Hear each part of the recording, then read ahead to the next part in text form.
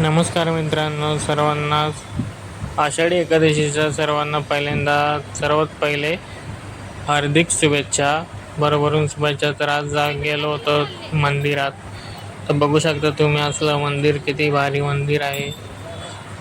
तर हे आहे लोकेशन.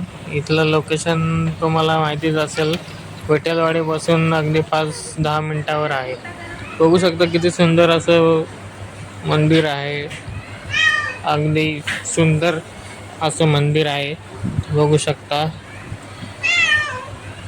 तर विठ्ठलवाडीपासून तुम्हाला रिक्षाने यावं लागेल. 5-10 मिनिटावर मंदिर आहे. विठ्ठलवाडीपासून 10 रुपये ऑटोनी घेतात, ऑटोवाले घेतात 10 रुपये. तर तुम्ही येऊ शकता. 5-10 मिनिटं तर लागतात मंदिरात यायला. बघा, सुंदर असं मंदिर आहे.